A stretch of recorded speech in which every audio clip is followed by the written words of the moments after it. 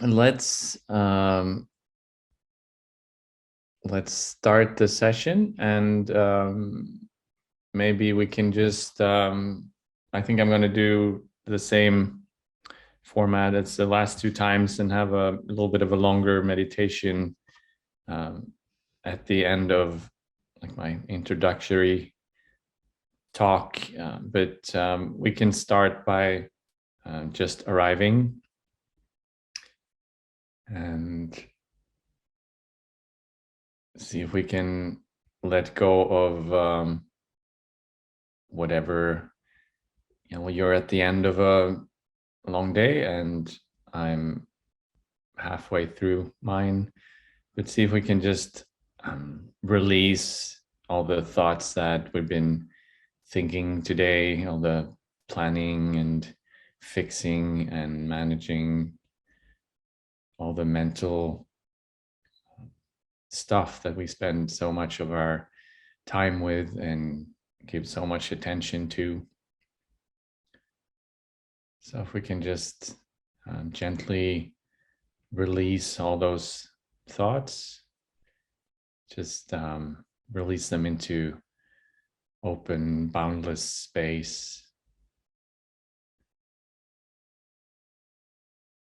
So I'm not trying to push anything away or have a certain experience, but rather just gently releasing, opening. Maybe shifting gears a bit by moving our attention down into our bodies.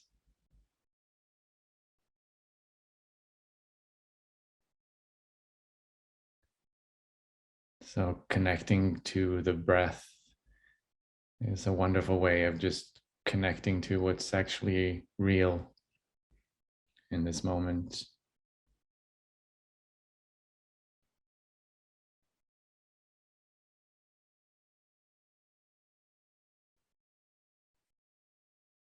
And if we're able to just follow the natural rhythm of the breath,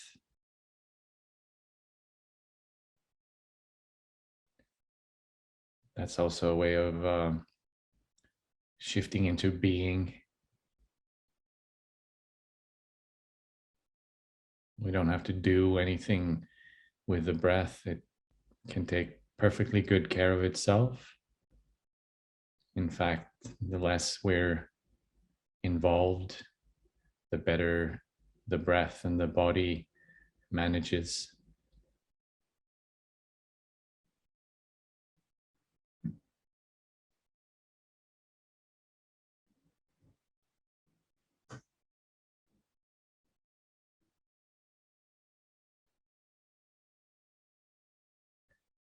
Maybe you can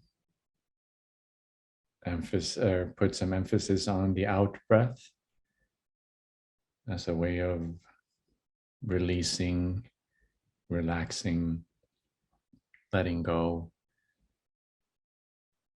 So just allow the out breath to completely and fully leave the body.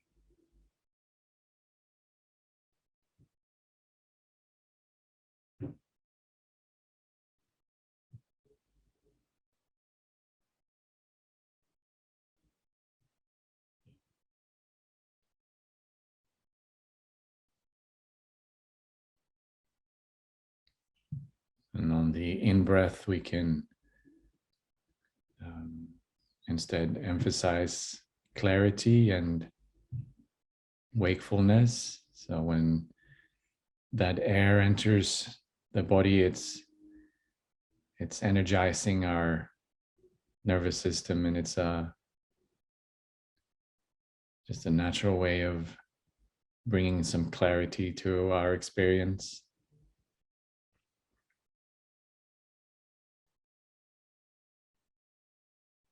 So on the out breath, we release and let go, relax.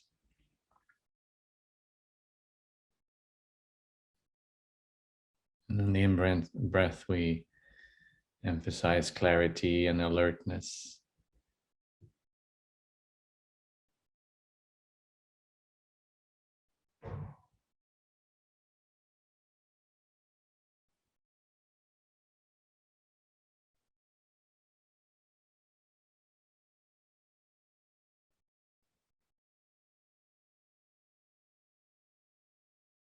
So seeing if we can combine those two, combining relaxation with alertness, vigilance, clarity. So not being tense and also not being drowsy or spaced out.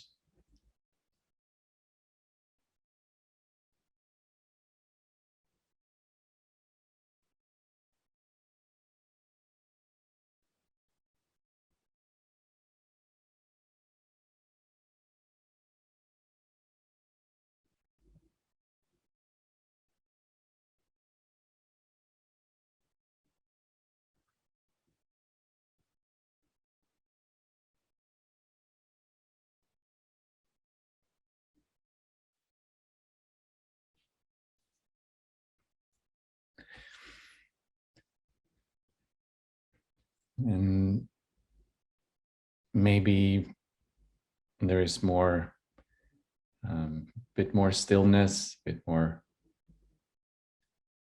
clarity of awareness, a bit more relaxed mind.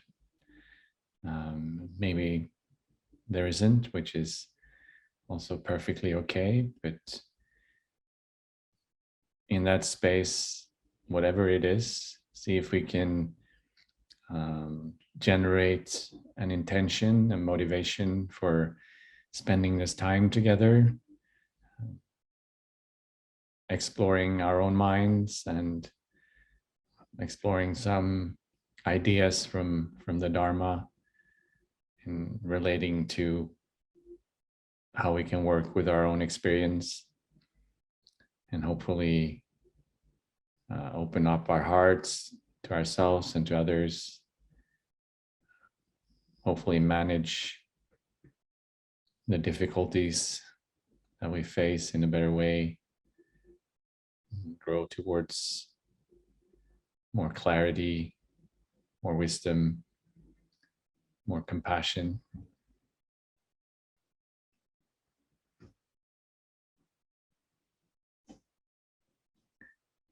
So we can just make that in our intention for attending this session together.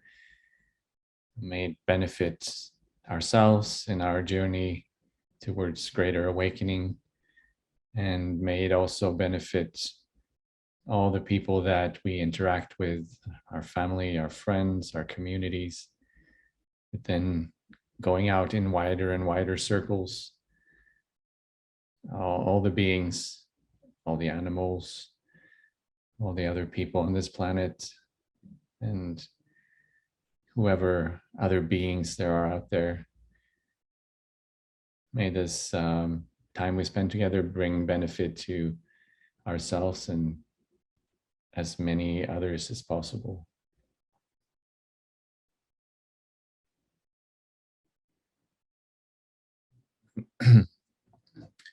With that, we can end this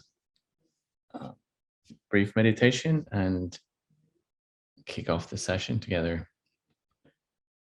And I'm sorry for, there was a bit of noise that's going on. There's one of those robot vacuum cleaners on patrol outside my door. So I hope that wasn't too disturbing. But I guess that's the nature of practice and meditation. It's really good to have this really quiet and protected environment, especially for us beginners. It's good to have as conducive conditions as possible, but then something's always gonna come in and cause trouble for us. There's always going to be some unexpected noise, either external or internal. So I think it's good to just go with it. And if there's something that seems like a disturbance, we can just bring it in and make it part of our practice. Even robot vacuum cleaners banging on the door. Okay, so over the last few sessions, we talked a bit about the challenge of difficult emotions. And last time we talked about empathy and compassion. And we talked about having this ability, first of all, when we start working on our own minds, just having this ability to just be with and allow and create space for whatever difficult emotions arise. And if we're very honest with ourselves, and if we look more deeply into our own experience, we will notice that our lives, our behaviors, our thoughts, they're all pretty much completely run by emotions.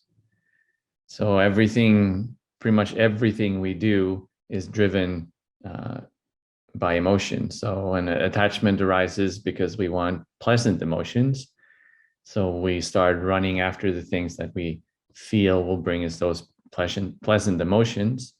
And aversion arises because we want to avoid difficult emotions. So when we start really looking into our experience, we will see that at the root of pretty much everything we're doing, we find this emotional drive. And of course, as we start transforming our minds, I think the emotional drive will become maybe more beneficial. So it's driven more by loving kindness and compassion, but not because we want to feel, not helping because we want to feel good about it, but rather helping out of wisdom and understanding and seeing reality clearly. And then it's very likely that positive emotions will follow as a result of that, but not being shaped or driven by either the craving for positive emotion or the aversion to negative emotions, but rather making wise choices about our actions. And then whatever emotions will follow on that will follow, kind of like the weather. Sometimes it's a nice sunny day, and sometimes it's a rainy and windy day, and that just happens beyond our control. But we focus on the intention of doing things, and we focus on seeing things more clearly and acting more wisely. And then very likely positive emotions will come from that, but we don't allow that to be the reason for acting the way we do. And also all of these emotions that we experience, they are, all of them are also underpinned by these conceptual ideas and these conceptual stories that we tell ourselves about the world. So the way we view the world shapes how we interact with the world and also how we feel about it. So one example of that might be, if we take jealousy as an example.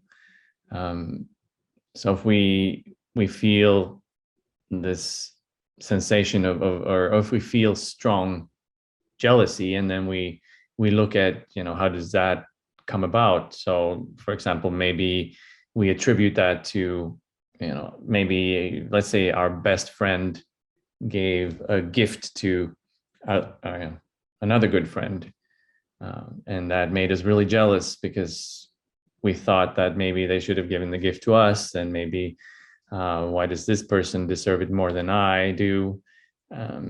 So, and we have this sense that the action, person A giving a gift to person B, that's what caused our jealousy. And it's also just a necessary result. We perceive this external event, and the only possible way we feel we can react is by being jealous. It just happens.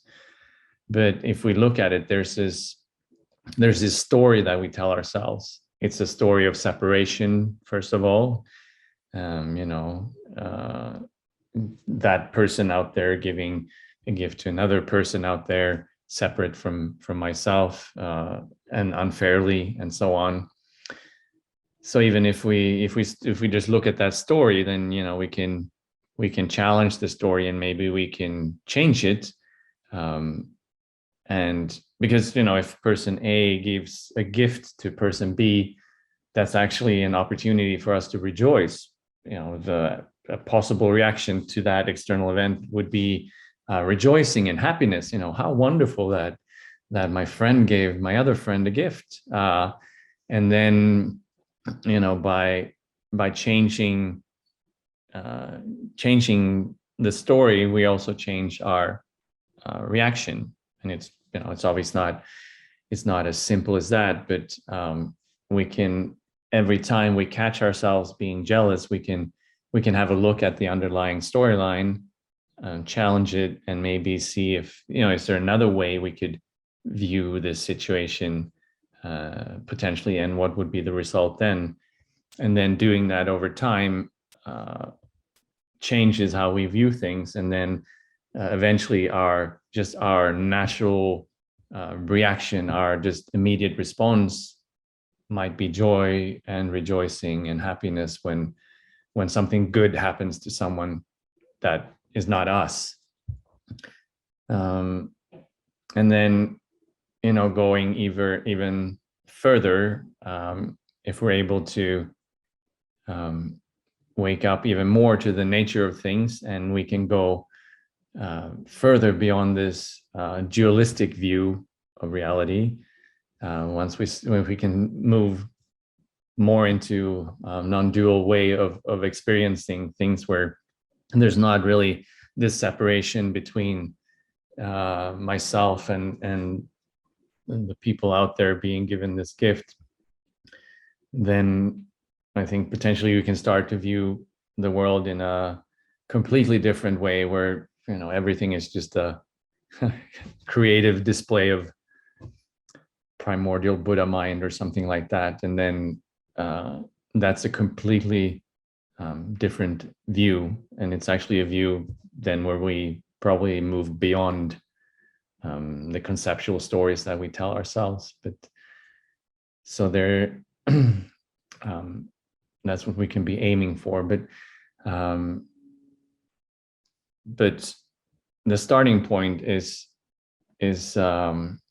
identifying when this challenging emotion arises, and then trying to look deeper and see, what is the story that's happening here? What's like the underpinning worldview that causes me to believe that there's something unfair going on, and then causes me to be jealous. And jealous is I think it's one of the most interesting, if we want to call it, negative emotions, because it's just so stupid. It's here's this opportunity to rejoice, but instead we get all angry and unhappy. And also it's if we're jealous about someone achieving something, rather than just looking at our own situation and maybe doing something ourselves, it's just completely paralyzing. We just sit around and get angry about good things that other people do. It's jealousy is really an interesting one. But at the same time, you can also start to look at, if you get jealous, say, you can also start to look at, okay, what are there some unmet needs here? Is there something that is not being fulfilled? Is there potentially old patterns, or there might be old feelings of neglect? And so even though jealousy is a really stupid emotion in many ways, because it just tends to torment us, we can still use it to look more deeply and maybe have it point to things that it needs to be acknowledged within ourselves. So it's not like when I say that jealousy is a really stupid emotion, it's not, I don't think it's beneficial to view it as an enemy to be destroyed, rather than, it's stupid in the same way that a confused person is stupid. And so compassion is still the most reasonable response, rather than, there's no sense in being angry at any of these emotions, because that just fuels the fire even further. But rather meeting them with compassion and openness and friendliness, but definitely challenging the story that they're telling, because the story many times is just deluded, stupid, moronic, and most of the time doesn't make sense. Most of the time it's just weird and almost embarrassing when we start investigating.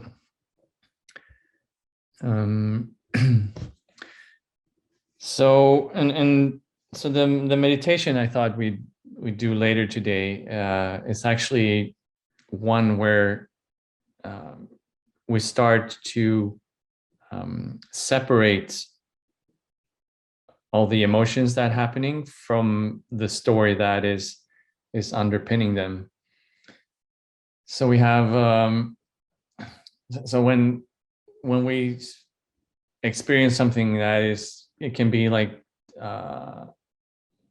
overpowering in terms of just this negative emotion and turmoil, and it's like it's I guess Venerable Rubina would call it a pureed soup of just a big unclear mess of things. But one thing that we can really do to start to bring more clarity to our experience, it is to separate the emotion, and just, one thing we can do is just come back to the body and just pay attention to the energetic expression of these emotions, because emotions, they're not really happening in the head, they're happening in the body. There will be, tightness of the chest, or constriction of the throat, or throbbing in the shoulders, or tightness in the stomach, or whatever it is. There will be this physical, energetic aspect to our emotional state. And just releasing the story for a bit and coming down to experience the emotions just as energies moving through the body is very helpful. But then at the same time, and maybe after having done this first step, also separating the story from the emotional turmoil is equally helpful. And just practicing the ability to separate these two, being able to focus in on the emotional aspect, but also being able, especially if we calm down a bit, to just pay attention to the conceptual, the narrative aspect of it, the stories that we tell ourselves. So I thought we would do that in the meditation today. And also,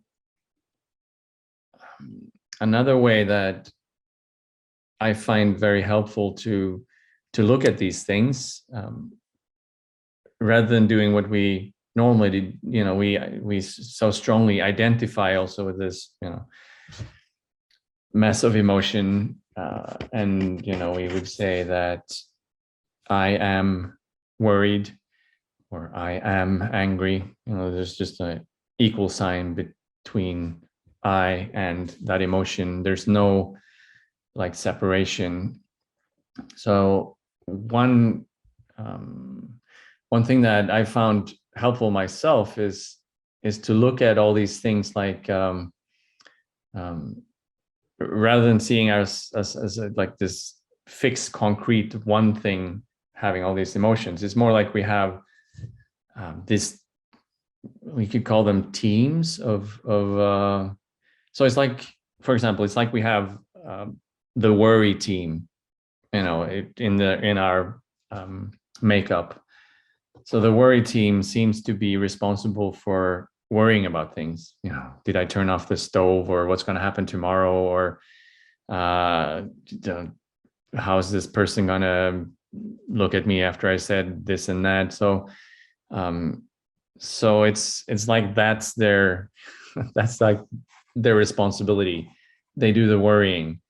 And then there's another team that's like charged with protecting us, like the anger team. So whenever there's a threat, that team gets activated, and they get all upset, and they come up with ways of justifying our anger and just protecting us. And so for me, it's a really helpful way of viewing the internal workings of my mind. So the worry team, they're doing their best. They're looking out for us, and they're really concerned, and sometimes they're a bit confused, but they're not creating all this worry to hurt us or to create problems for us. Is quite the opposite. They're just doing their best to look out for us. And but what we can do is, when the worry team gets on their feet and gets all excited, we can kind of say, well, I hear what you're saying, and I value your input, but yeah, we're not going to act on the report from the worry team. So it's a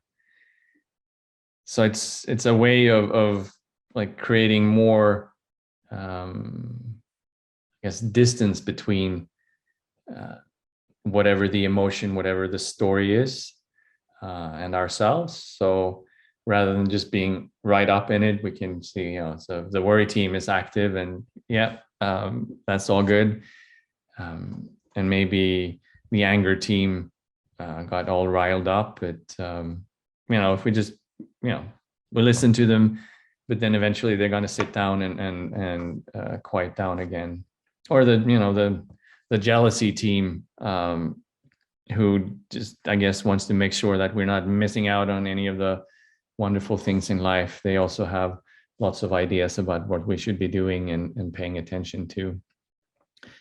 So I don't know, this maybe just a raise of hands. This idea of viewing our experience in terms of like the worry team and so on, does that make any sense, or is it just completely off the rails? Right. Yeah. Yeah, I see some nodding. But then, and this is something we can come back to, but then the question becomes, okay, so if there are all these teams responsible for stuff, and from Buddhist perspective, we would call these would all be mental factors. From a neuropsychology perspective, they would be brain processes. But the interesting thing is that they are, what's the word? Independent. I mean, they're doing their thing independently. It's not like, because we have the sense that we're the boss, but they're like, we're the CEO. So we have these teams, but I'm still the boss. I'm still the CEO. I can still, tell my teams what to do, but that's not the case. If we were truly the boss, if we were truly the CEO in charge of all these teams, we could just tell them to sit down and be happy. Simple. If everyone in there was doing our bidding, we could just tell them to be joyful and blissful and happy, and that would be the end of it. Problem is, we're not the boss. We're not the CEO. And in fact, there is no boss. There are just these teams. So that, I guess that would then bring us into the whole area of emptiness and selflessness, and how there really is no there's no mini me in here calling the shots. There is no little boss who runs the show, even though that's the sense that we have. I am not in charge, because if I were in charge, then difficult emotions would never happen, and weird, horrible thoughts would never happen, because I would be in charge of whatever thoughts were arising. But it just all arises out of causes and conditions, and we ultimately have to realize that, and relinquish a lot of the control that we think we have. But that's for another. I think going into that aspect of things, more the emptiness aspect of it, I think that's for another session. So for now, I thought we'd go back and do a meditation on this idea of just separating the emotional aspect of our experience from the conceptual narrative story aspect. So I thought I would lead a meditation on that, and after the meditation, we'll open up for questions and sharing and so on, as usual. Okay, so let's start by just finding a comfortable position. And in general, it's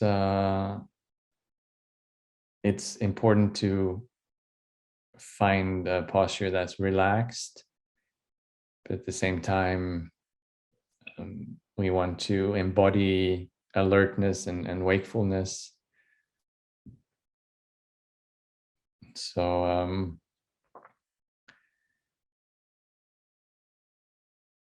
having that straight back is really helpful, but at the same time, also allowing it to be as relaxed as possible, and allowing the shoulders to drop down, resting the hands where it just feels comfortable and natural.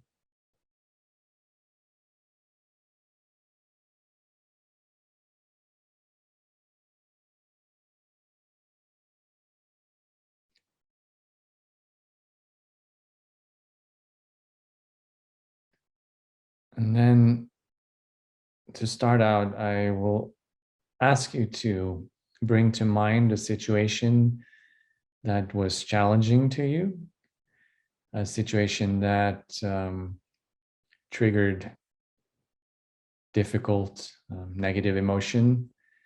So it can be something that made you upset and angry. It can be something that made you, like I said before, jealous.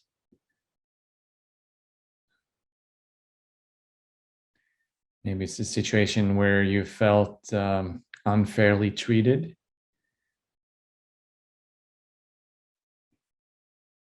But see if you can pick one situation and then picture it as clearly as possible.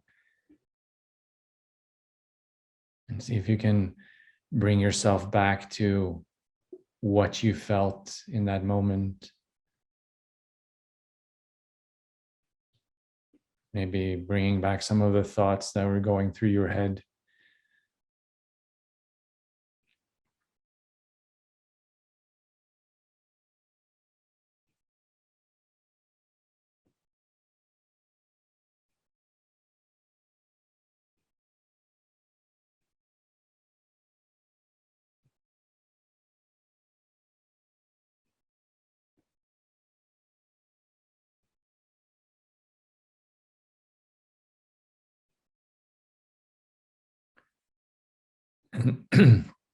And hopefully you will be able to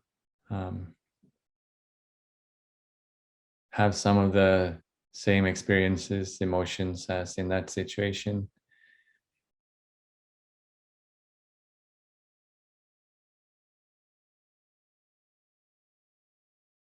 And then, first of all, I will then ask you to see if you can just release the conceptual story, the reason you got angry, whatever the person said or did, whatever you were thinking, and see if you can just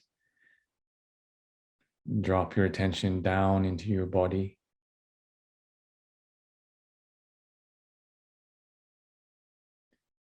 Just pay attention to what's happening energetically. How do you actually experience these emotions?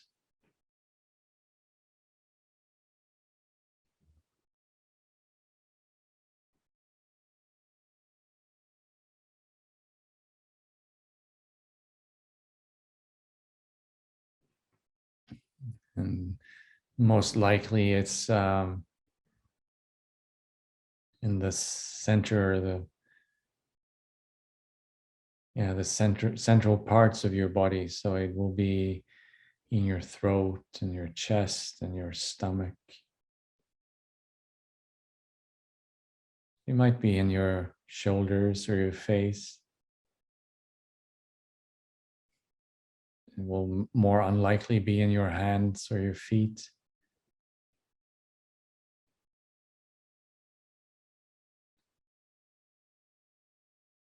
And see if you can be curious about these experiences. So just watch them if like a scientist would observe something interesting.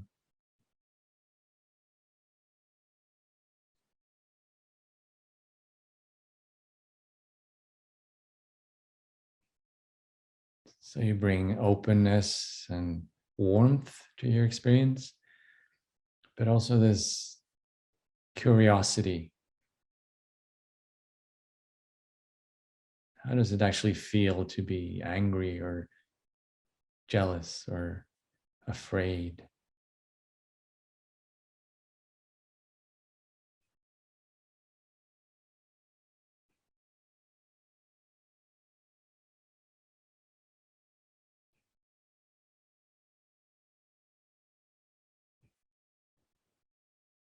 Or how does really strong anxiety actually feel in the body?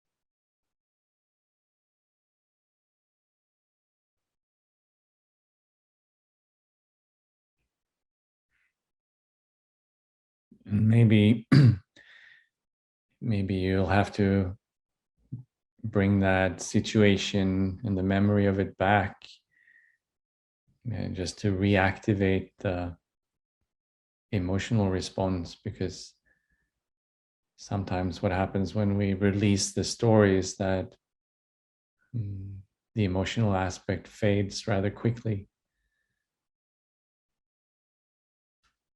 So perhaps you need to re-energize that anger or whatever that situation was.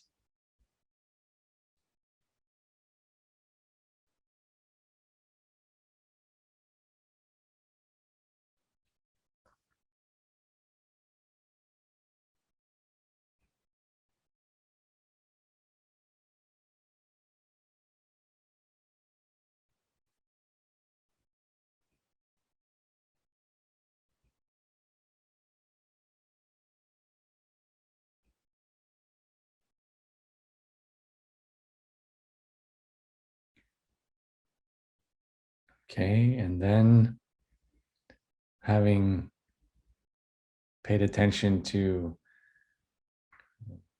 how the emotion manifests in the body, just the energetic expression of it.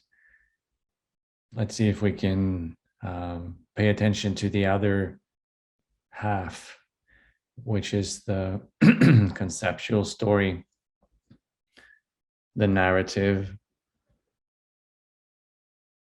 So see if you can turn your attention to the thoughts that were going through your mind when you were in this situation, as best as you can remember them.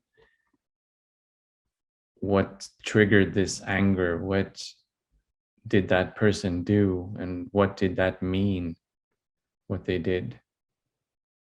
What did it mean to you? Because you will be at the center of this narrative.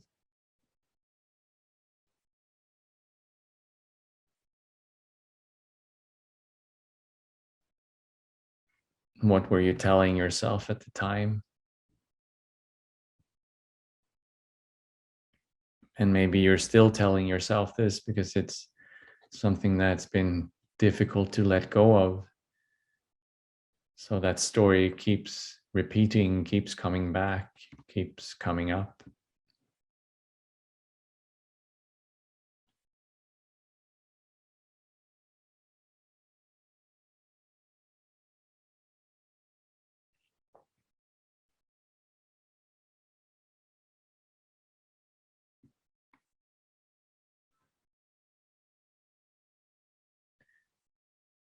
Maybe you can investigate if there's another perspective to this story. For example, how did it look from the other person's perspective?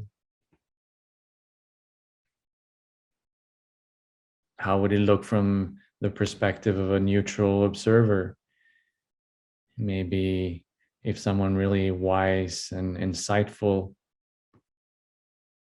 looked at the same situation, would that change the storyline? Would it be different in any way?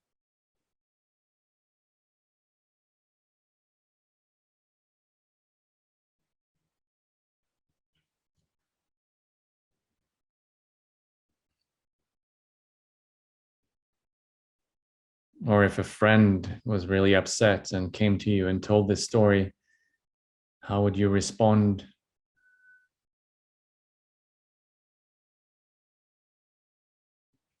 Would you gently challenge their narrative?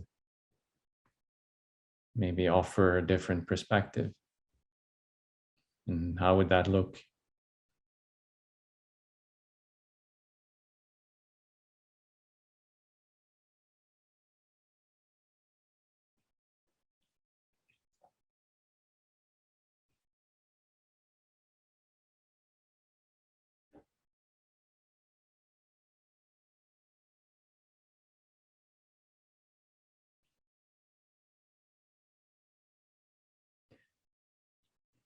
Or having received that report from the worry team or the anger team or the jealousy team,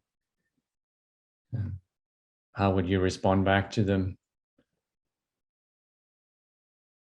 And what would you tell them to do?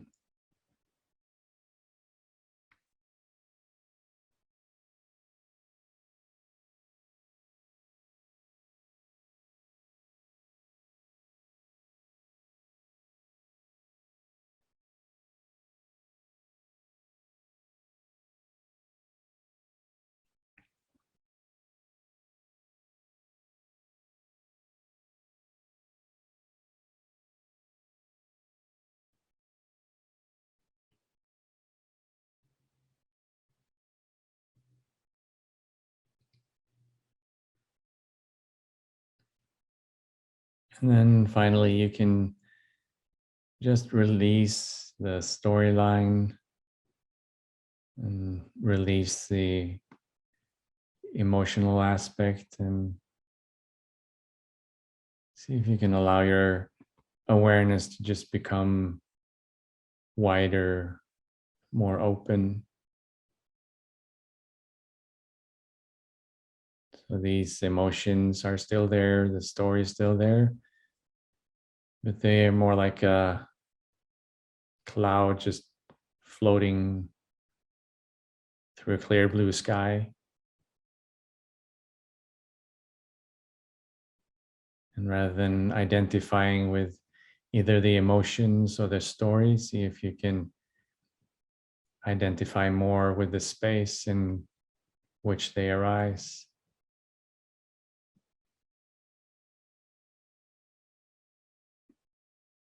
So you're not that emotion, you are not that story.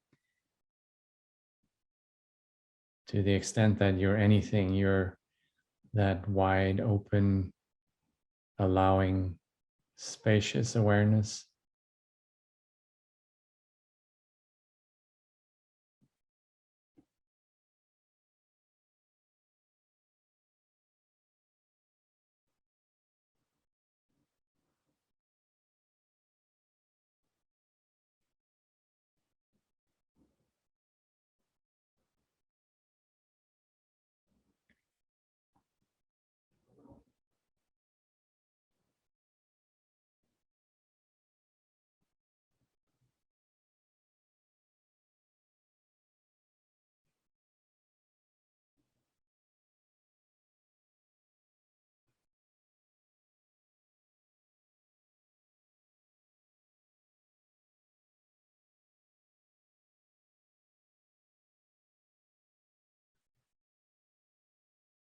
Okay, and then we can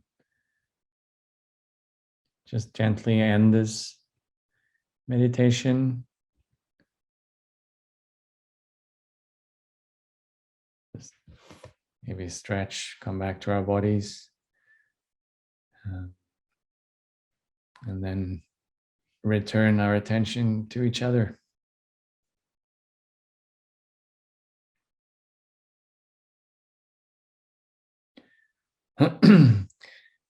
Yeah, and I can just,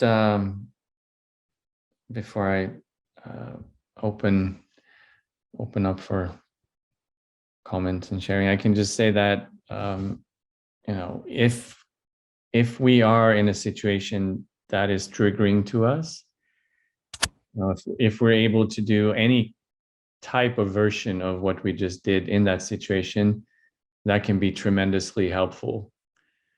So if we have the presence of mind, maybe when we're triggered, to just return to, okay, what's happening energetically in my body? And this is not comfortable, but I'm actually able to just hold it. It doesn't have to like push me in a certain direction or cause a certain behavior. I can just stay with it. Or if we're able to look at the thoughts that are actually going through our mind in that moment and what they're saying, and maybe challenge them or see if there might be different perspectives or ways of viewing things. That's helpful. Or if we can just, create that open spaciousness for all these things to just appear. All of those things can be very, very helpful, and they're all like tools that we can work with. And the more we do that, the more natural it becomes, and the more available it becomes, because everything changes when we are able to bring in that awareness. Because the problem starts when there is no mindfulness, when there is no awareness, when there is no presence, but rather we just kidnapped, and then we wake up half an hour later having created a huge mess for ourselves and others. So yeah, so by by practicing what we just did, hopefully we can start to bring that into to everyday situations, and life in general. Okay, I think that's it for me.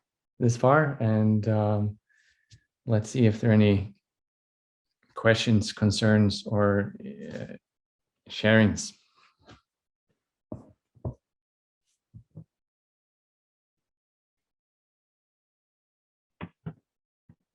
I think I felt it really profoundly when we started this, and you mentioned sort of what if it's a friend that came to you. I just kind of took it out of this, for me at least, tend to ruminate on kind of self-deprecating thoughts. So I'm a little harsher on myself than I would be, a friend in the same situation. So yeah, I immediately just felt the furrow in my brows begin to lighten and my heart start to open, and just a much more compassionate lens that I'll hopefully take with me and similar emotional states that are really sticky, feel really intertwined, and yeah, that distance was really powerful for me. Thank you. Wonderful.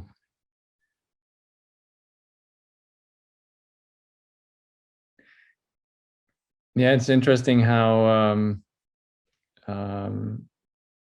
I will, in a sense, throw stuff out there, and then for you in this instant, one of those things that I said was useful and helpful, and then that's fantastic, and then you can just take that thing and use it, and it will be different for everyone. It will be different in different situations, but that's yeah, I'm happy that that was helpful. Thank you for sharing that.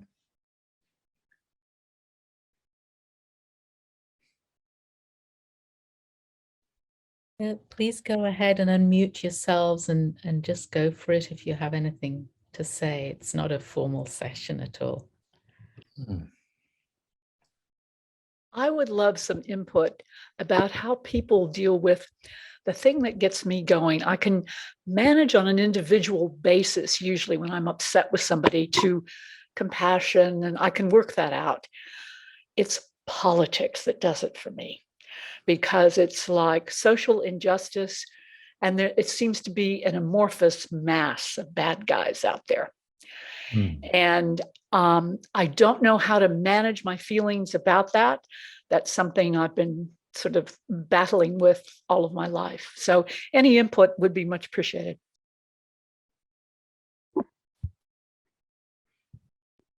I know it's an easy one.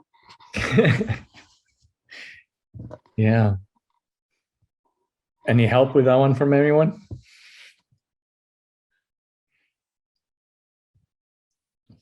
Hi, Martin.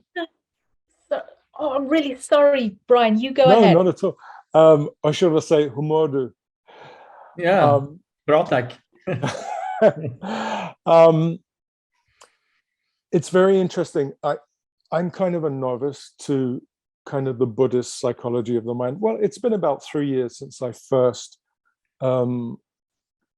discovered Robina, Venerable Robina. And I've been a flight attendant for 37 years. And the last 2 years have been the most difficult, toxic, unbelievable years of my career, just because of what's going on in the world. Yeah. And those of you in the US, I'm sure you've read in the news about situations we have on the airplanes. And if you multiply that to the power of 10, that's the reality. And so for me, it's been very difficult, because just observing people's behavior and how it's become worse and worse and worse. So, I'm trying to have compassion. I'm realizing that, these people, they have their mind obscurations and they're delusional. And I understand that, because the theory is very logical and easy to understand for me. The difficult part, and I guess that's why it's called a practice, is learning to apply this to everyday life. And, obviously a lot of what's happened in my job is political, as far as the people refusing to wear masks, that kind of thing. Yeah. But aside from that, generally, the behavior of human beings, I mean, I find it shocking. In fact, I'm going to take early retirement next year because it's become so toxic that I just absolutely cannot deal with it as much as so I understand, Joy, it's very, very difficult because on a one-on-one, it is much easier. You can sort of listen to the person because they want to be heard. Yeah. And then, but when it's kind of group behavior, it is very, very hard. But I think that, I'm a long way from, it's kind of like like you say, you trying to separate the emotion before it has that effect on the body. So it's like recognizing what's happening and trying to kind of stop it before you have that physical reaction, which can really be debilitating. So it's very hard, and I'm working on it. But just being out there with the public, it's been a very interesting the last couple of years, and quite shocking. I'm really kind of shocked at, I mean, over history, people have behaved badly, but it's very interesting. I never thought I would see this in my lifetime. So it's I don't really what to say about, dealing with the politics, especially here in the US. It has been very difficult. And with social media, people are exposing themselves in a way that, most of the time, years ago, we never knew what people were thinking unless they actually told you face to face. You had no idea, or they wrote, or in a letter, or so it's new, interesting times, and because of technology, I think that as in samsara, and as human beings, we're just trying to catch up with technology as well, and it's challenging. Yeah. I don't mean to sound like it's not all doom and gloom, but I'm just these have been my observations the last couple of years, and it's very. I'm sure if you were, you being a psychologist or an anthropologist, sociologist, they would have a field day of being with me for the last 2 years. I mean, the number of theses that could be written, it's incredible. Yeah. No, I mean, it's been it's absolutely bonkers in so many ways. And I mean, I've also been, observing the US from a safe distance, which I'm happy about somewhat, because it's so weird what's happened, and just the magnitude of the delusion, and then all the pain that it's causing. But I mean, ultimately, we will always, we see all these bad guys out there, and different people have different bad guys. For some people, it's George Soros and Bill Gates and all the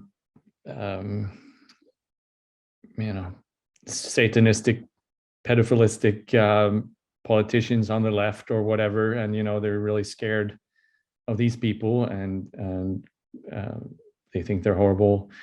And for others, it's the Trump gang and the people trying to overturn democracy and whatnot. So I mean, we all have our political enemies in a way out there, but I think it's good to at least to some extent realizing that there are ultimately no external enemies.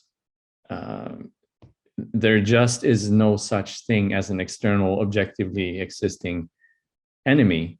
It's all, it's all to be found and sorted in our own minds, which is really hard to, it's a hard pill to swallow, because they're so obviously our political enemies, and they're so obviously out there just causing this, just wreaking havoc on the world. But ultimately, it is it is a projection of our own karma and our own stuff that we need to sort in ourselves. So that's like a maybe more ultimate perspective on it. But then on a more practical level, it's also the case that we will meet people, we'll interact with them one-on-one, and that's the only time we can really, affect change in the world. So maybe, if we were to talk to one person that goes to a Trump rally, it might look different than, if we're just projecting this whole mass of political enemies or whatever it is. Then on the other hand, if you're an airplane and people are just, yelling and throwing stuff, even those, personal interactions become very, very challenging. But I guess all we can do is, again, the more ultimate remedy is to take all these opportunities as a way of enhancing our own practice of patience and compassion, and but that can easily become completely overwhelming when you might actually be just physically threatened and be in a completely untenable situation. So then maybe it's better to do what you're actually doing, just remove ourselves from a situation that is just overwhelming and challenging, and more than we can work with and more than we can deal with. But yeah, it's certainly challenging times, and but ultimately the solution is always coming back to ourselves and changing the one person that we can change, and then hopefully stuff will flow from there, and the more people who do that, that's when we can start to affect real sensible and long-lasting and change on a societal level. But we have to start with ourselves. That's the only option. We can't start by fixing the world. Yeah.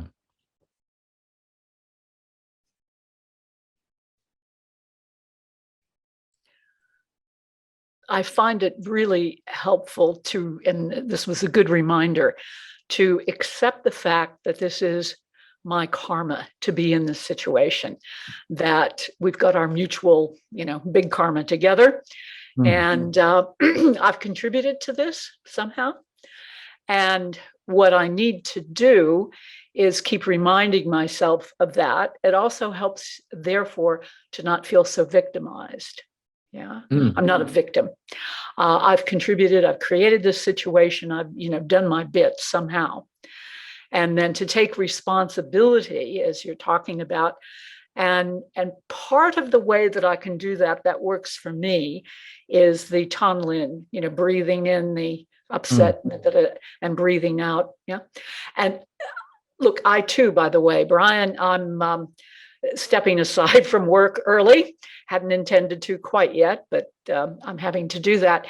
And it's like that feeling of, I'm hoping, and I don't know if it's true, but I'm hoping that what I'm doing now, working on myself internally, working on the compassion practices, the Vajrasattva, I'm hoping that all of that can somehow contribute. I don't intellectually really get it, but it's my hope that does make a positive contribution to the people I care about and to everybody.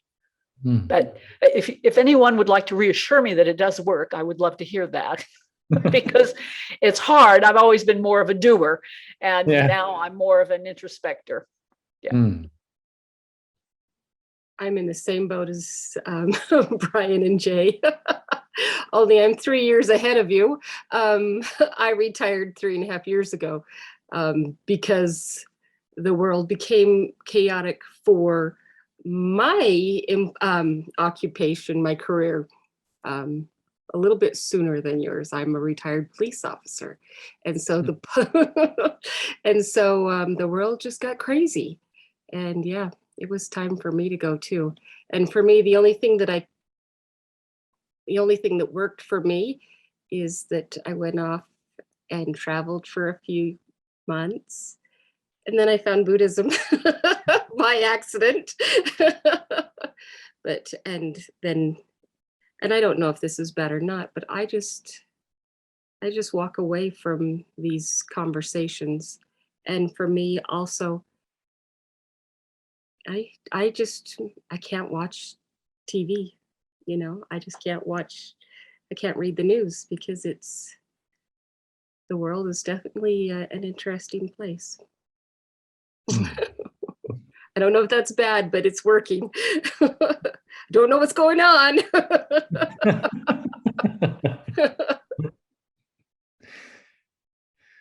Yeah.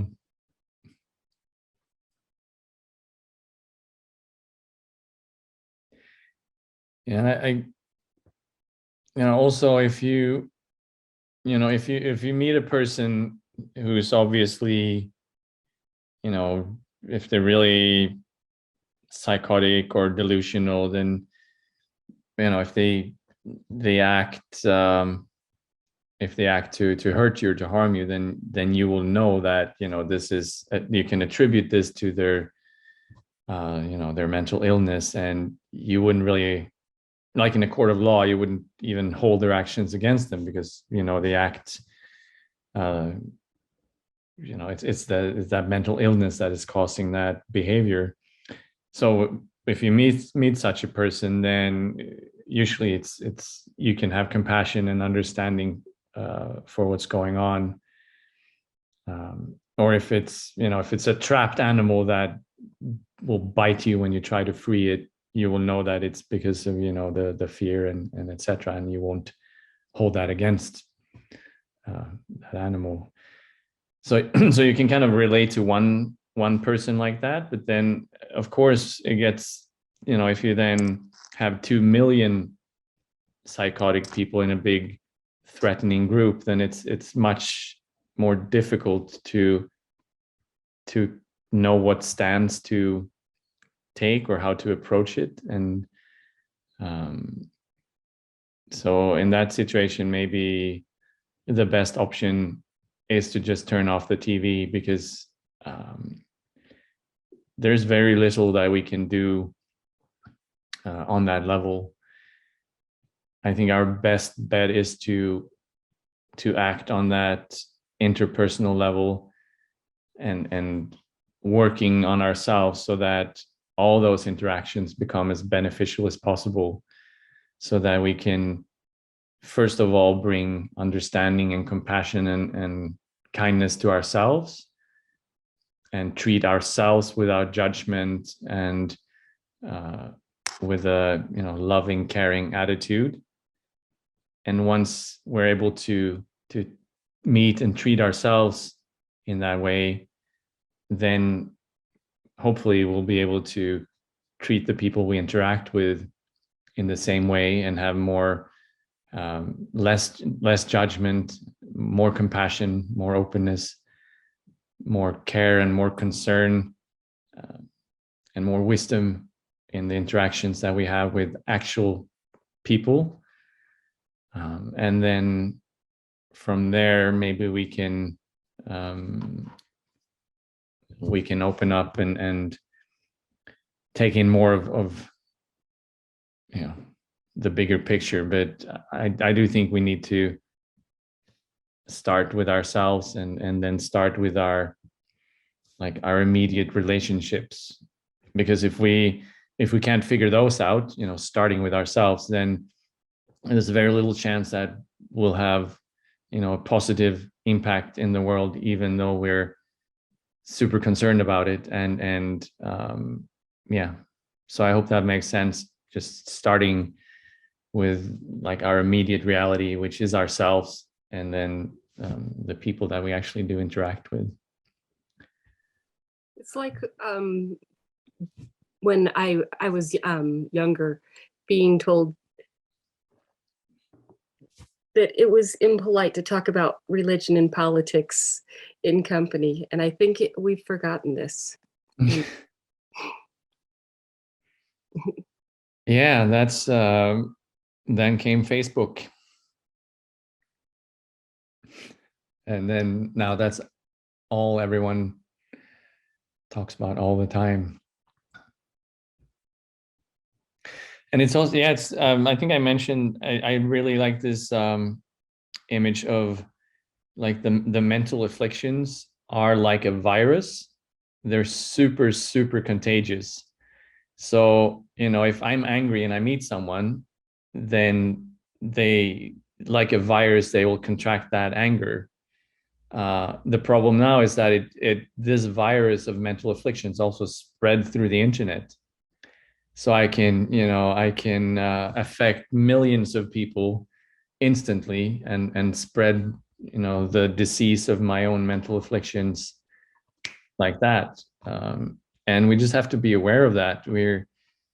It's like sometimes we need to maybe isolate, when we have, when we get corona, then we stay at home for 7 days so we don't infect other people. So maybe when there's strong afflictions in us, then perhaps that's a good time to like take a step back and isolate ourselves and actually get well before we start interacting and spreading, the virus of mental afflictions around. And if everyone just did that, I think it would be a calmer and more peaceful world out there. Because instead people do the exact opposite. When they're angry, then they get on Facebook and let everyone know.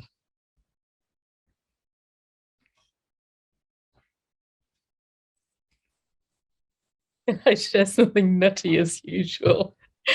The Sangha Jamyang Khyentse Rinpoche said, the words are not correct, of course, but something like, it's good if you meditate, because while you're meditating, you're not bugging anyone. Yeah.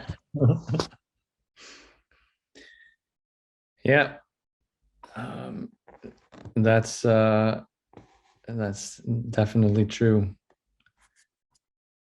And that's His Holiness always says that, if we can't benefit others, at least don't harm them. So that's like the base level.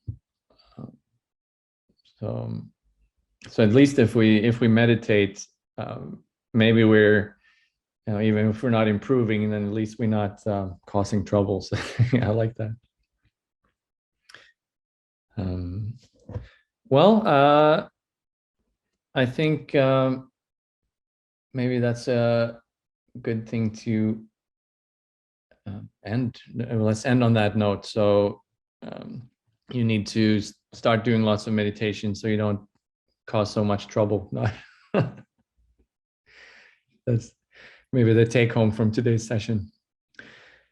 No, but seriously, I hope that there was something in there that you found useful, and I think these I really like these conversations and just sharing the experience of living in this crazy world that we find ourselves in. This it's like we all have this shared trauma, which has been the past few years, and I guess we just all need to work through that and collectively and individually, but hopefully something good will come out of all this turmoil. I'm sure that it will.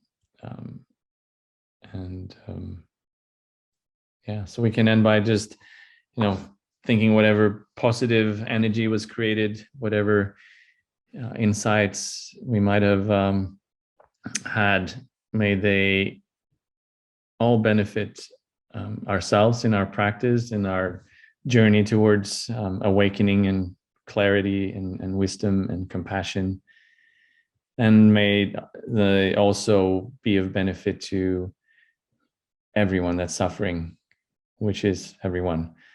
So may all this positive energy just find its way out into the world and lessen the suffering of sentient beings everywhere. And hopefully we can sort this thing out together.